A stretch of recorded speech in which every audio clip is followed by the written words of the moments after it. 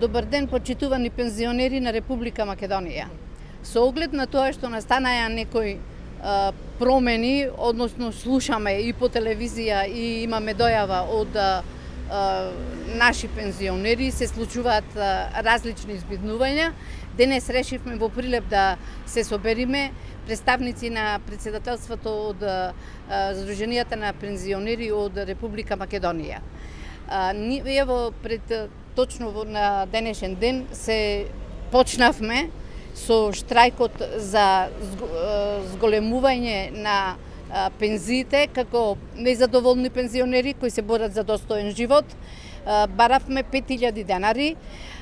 Тогаш во тој момент позицијата воопшто не сакаше ни да не прими. Успеавме да влеземе кај опозицијата, кој што им кажавме дека бараме 5000 денари. Тие ни кажат дека тоа ќе ни го направат, ќе не го задоволат барањето со тоа што ако дојдат на власт. Тоа се случи и успеавме во тоа, ги зедовме тие 5000 денари. Но ние, почитувани, излеговме како Сдружение на пензионери, никако како партија. Значи, ние не сме партиски определени. Ние делуваме како Сдружение на Република Македонија и ќе останеме како такви. Луѓето кои што се определиле, односно пензионерите, да одат и да се приклучат кон некоја партија, па макар и партија на пензионери, да е сепак е партија. Ние, како Сдружение на пензионери, од таквите пензионери се оградуваме. Ние ќе продолжиме да работиме како Сдружение на пензионери и она што го имаме зацртано, ние се надеваме дека ќе го оствариме, бидејќи најголемото и најтешкиот дел го остваривме. Тие 5000 денари никаде мислам дека никој ги нема во светот обезбедено за 9 месеци, освен ВМРО ДПМНЕ. Најголема помош имавме од Прилеп, почнавме, ни излезе во пресред само претеникот Петар Ристевски и председател на општинскиот комитет Дејан Продановски, што после, кога дојдоа на власт, председателот, односно премиерот Мицкоски, тоа го дозволи и успеавме во тоа. Кои се вашите барања сега следни? Дали имате барања? Ние имаме следни барања, тоа го знаат сите, меѓутоа денес имаме повеќе представници од други градови, би му дала збор и на другите да се произнесат. Само едно прашање, добро, во ред. Дали имаме сега две пензионерски здруженија, да речем, на ниво на Македонија? Бидејќи оној сојуз се уште функционира, колку што знаеме, а вие сега како функционирате, како здружение дополнително? Не, ние сме дел од Сдруженијето на пензионери кои што не се задоволни од работењето на ова здружение на сојузот кое што го имаме во моментов на Република Македонија. И колку членки имате сега кај вас, колку членови да речеме? Ние во моментов не поддржуваат 43 градови, а вкупно се 53. На поддршка имаме за нашите барања 50 од 43 представници на градовите. Колку се пензионери во Македонија? 150.000? Не, во Македонија се 356.000 пензионери имаме во Македонија. А вие во вашето колку имате? Во Македонија, во нашето? Членови. Од овие 43 општини, Општини. колку членови имате? Значи, 75% од градовите се за ова здружение и за овие услови кои што го имаме поставено, односно барања. Сите не поддржуваат во тие барања. Во моментов имаме 10 присутни представници од градовите, меѓутоа другите се на пат, не се втасани. Жал ми е што не можат да втасат во време, сега ми се јавија, ама уште едно пола сат сигурно патува. Значи, И каква е имате релацијата? следба на која што нешто ќе одлучувате? Да, имаме денеска работен состанок и ќе биде организацијски. Пред се дека се оградуваме од сите пензионери кои што ќе влегуваат во партија, без разлика која е, реков, партија. Значи, ние сме Сдружение на пензионери кои што се борат за достоен живот. Значи, никако партиски не интересира ни една партија. И само каква е релацијата сега со сојузот на здруженија на пензионери? Со станка, како е викате? Станка. Значи, Сдруженијето, односно Сојузот на Република Македонија, кој што го представува Станка Трајковска, мислам се прозива, Ние и пративме уште 3 пати писма до нејзе, дописи 3, таја воопшто не сака да не прими и во ова време, значи во една година 3 пати се имаме обратено, таја сепак не прима. Би сакал да се осврнам на еден друг проблем. Пред 2 години овој постоечки закон не изваде на улици, бидејќи генерираше проблеми меѓу пензионерите во висината на пензиите. Излеговме со парола дека тој што ќе предложи нов квалитетен закон за пензионерите ќе го добие гласот на пензионерите.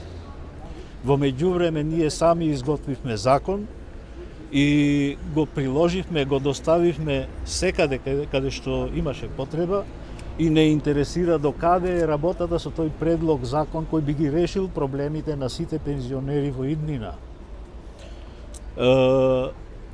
Гледаме дека нема позитивна желба нешто да се промени, затоа нека се запрашаат малку кој глас ќе го добијат од пензионерите во иднина. Прво би сакал да и поздравам сите пензионери, сите присутни тука и вас новинарите кои што ни дадовте чест на ова денешна заедничка средба. Сакам да кажам дека нашето здружение е прво здружение кое што предложи нов предлог закон за пензионери кои што имат инклузивен карактер. Значи карактер кој што треба да се гради, да речам, една структура, нека е 3-4 години, за да не биде зависна од политичките субјекти во држава, закон кој што ќе покриет потребите особено на најранливите групи, закон кој што ќе биде паралелен на соодносот помеѓу платите и пензиите. Да речеме, тоа би било сооднос 1:4 или би рекол 70% од просечната плата би изнесува просечната пензија. Така да вложивме за овај предлог закон што го спомнам. Да, за истиот, да. Господин Милије Тасевски, значи насиот член го изработи, огромен труд вложи и би рекол на некој начин ги решават сите проблеми. На овој начин ние сакаме да им помогнеме на владите на Република Македонија. Конкретно на оваа влада, бидејќи како опозиција која беше не поддржа, сакаме да и помогнеме, бидејќи со прифаќање на законот ќе се олесни работата и ќе има еден тек насочен кој што ќе ги задоволува и потребите на пензионерите, но и финансиите кои што се собираат за пензионерите. Вака немаме никаква контрола. До парламентот. Да, доставење до повеќе пратеници, до министрите и мислам дека доколку се донесе тој закон, владата ќе има многу полесна задача да ги реши проблемите на сите пензионери во Република Македонија. Од тој аспект сакам да кажам дека ние како 356.000 пензионери во моментов, за жал во Република Македонија се поголем е процентот на пензионери, како гласачко тело сме негде над 20% на ниво на држава, пример во Прилеп, Охрид, да речеме во Битола и над 25%. Така да од тој аспект бараме, бидејќи сакаме да помогнеме во кандидирање, значи на кандидати за советници, да имаме неколку членови, да речеме ако се во Прилеп 27, да има на секој 5 би рекол број, да има представник од нашето здружение, бидејќи мислам дека како најголема целна група го решават проблемот еднаш за секогаш во Република Македонија и многу позитивни резултати ќе има и за самата влада и за самите пензионери. Особено за она категорија на најранливи што се пензионери. Јас сум Гоце Кечевски, пензионер од Охрид, учесник на немелите настани 2023 година, кога полицијата од Оливер Спасовски ги нападна умовите и умните глави на пензионерите од Република Македонија, интервенира со полиција, ние бевме практично нападнати, се водеше војна измеѓу пензионерите и полицијата негде околу 20 минути.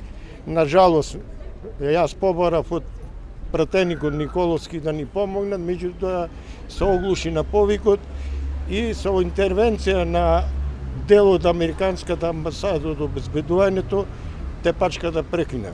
На жалост. Што барате вие сега? Сега ние бараме достојни услови за возрастните, односно за ова категорија овде кај што е во Македонија.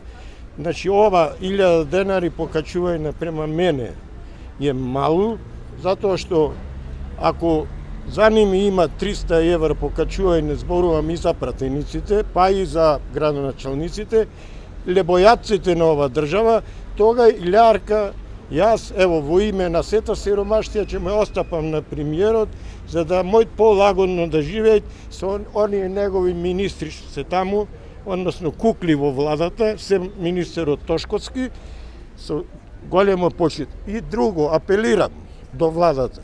Сено она горе што е раководство, и тоа што беше 23-та, и со оглед и денеска е да бидат разрешени, да им се испитат нивното работење, односно крадењето на државните пари, и да се клад пензионери на раководни места со највисока пензија од 18.000. Што значи тоа? За да имат честно и праведно работење.